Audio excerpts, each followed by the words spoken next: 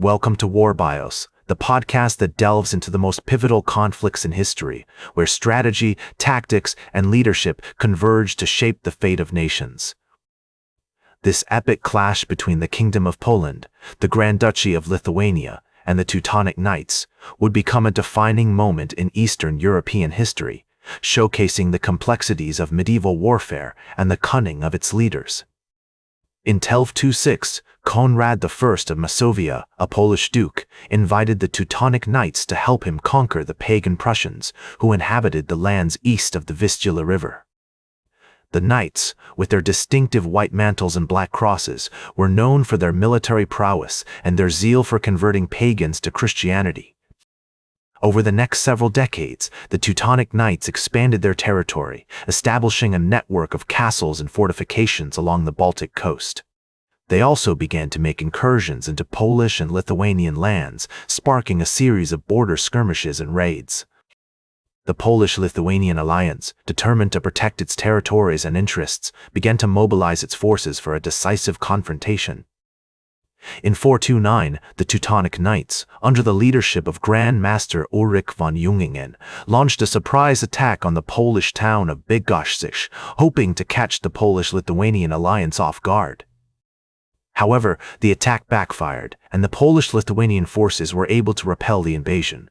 In the months that followed, both sides began to prepare for war. The Teutonic Knights, seeking to exploit their military advantage, launched a series of raids into Polish and Lithuanian territory, hoping to weaken their enemies before the main battle. Meanwhile, the Polish-Lithuanian alliance, led by King Władysław II Jagiełło and Grand Duke Vytautas, began to mobilize its forces, gathering troops from across Poland and Lithuania. As the two armies prepared to clash, the stage was set for a dramatic confrontation. The fate of Eastern Europe hung in the balance, and the outcome of the battle would determine the course of history for generations to come. The armies would soon meet on the fields of Grunwald, near the town of Tannenberg, where the course of history would be forever changed. The battle is about to begin, and we're about to witness the clash of steel on steel as two mighty armies collide on the bloody fields of Grunwald.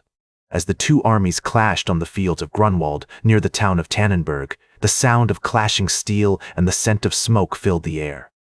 The Teutonic Knights, with their impressive cavalry and fortified formations, were a force to be reckoned with, but the Polish-Lithuanian alliance had a few tricks up its sleeve.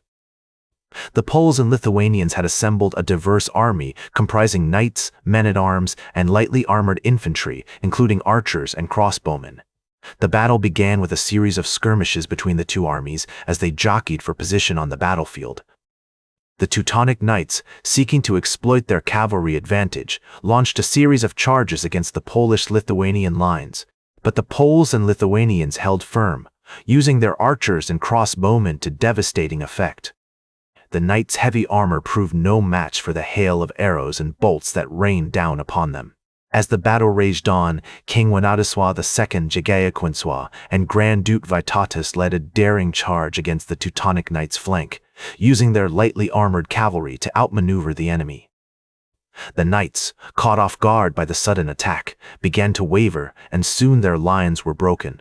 The Polish-Lithuanian alliance seized the initiative, pushing forward with a series of fierce attacks that sent the Teutonic Knights reeling.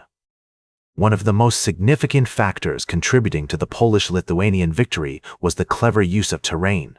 The battlefield was dotted with forests, marshes, and hills, which the Poles and Lithuanians used to their advantage, luring the Teutonic Knights into traps and ambushes. The Knights, weighed down by their heavy armor, struggled to navigate the treacherous terrain, while the Poles and Lithuanians moved swiftly and easily, using their knowledge of the land to outmaneuver their foes. As the day wore on, the Teutonic Knights' situation grew increasingly desperate. Their Grand Master, Ulrich von Jungingen, was killed in the fighting, and their army began to disintegrate. The Polish-Lithuanian alliance, sensing victory within their grasp, pressed their advantage, cutting down any knight who stood in their way. In the end, it was a crushing defeat for the Teutonic Knights, with estimates suggesting that up to 70% of their army was killed or captured. The Polish-Lithuanian alliance, on the other hand, had emerged victorious, having secured a major triumph that would shape the course of Eastern European history for centuries to come. As King Władysław II, Jagiełło reflected on the battle. He noted, "The Lord God has granted us a great victory, and we must thank him for it." The king's words captured the essence of the Polish-Lithuanian alliance's triumph, which was seen as a divine vindication of their cause. The Battle of Grunwald marked a significant shift in the balance of power, as the Polish-Lithuanian alliance emerged as a major force in the region. In the immediate aftermath of the battle, the Polish-Lithuanian alliance sought to capitalize on their victory, pushing deep into Teutonic Knights territory and capturing key strongholds. The Knights, meanwhile, were forced to regroup and reassess their strategy, struggling to come to terms with the scale of their defeat. One of the most significant consequences of the Battle of Grunwald was the decline of the Teutonic Knights as a major military power. Their losses had been catastrophic, with estimates suggesting that up to 70% of their army had been killed or captured. The order's leadership was also severely depleted, with many high-ranking officials, including Grand Master Ulrich von Jungingen, having fallen in the battle. As the Teutonic Knights struggled to recover from their defeat, they faced increased pressure from their neighbors, including the Polish-Lithuanian alliance and the Kingdom of Hungary.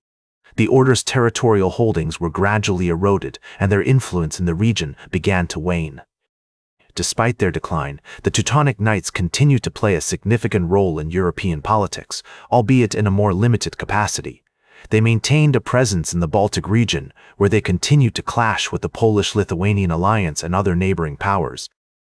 However, their military prowess was never again matched, and they were eventually forced to adapt to a more defensive posture. The legacy of the Battle of Grunwald can still be seen today, with the conflict continuing to shape our understanding of medieval history. The battle marked a significant shift in the balance of power in Eastern Europe, paving the way for the rise of the Polish-Lithuanian Commonwealth as a major regional power. In the years and centuries that followed, the Battle of Grunwald was remembered as a heroic victory for the Polish-Lithuanian alliance, with many historians and chroniclers celebrating the bravery and cunning of King Władysław II, Jagiełło, and Grand Duke Vytautas. The battle has also been commemorated in art, literature, and popular culture, with numerous works referencing the conflict. The conflict had far-reaching consequences, shaping the course of regional politics and paving the way for the rise of new powers. As King Władysław II Jagiełło noted, "The Lord God has granted us a great victory, and we must thank him for it." The king's words capture the essence of the Polish-Lithuanian alliance's triumph, which continues to resonate with historians and scholars today. In conclusion, the Battle of Grunwald was a pivotal moment in medieval history, marking a significant shift in the balance of power in Eastern Europe. The conflict had far-reaching consequences, shaping the course of regional politics and paving the way for the rise of new powers. That's all for today's War Bios. Remember to like, share, and subscribe, and until next time, I'm General Biography reminding you to keep marching toward victory.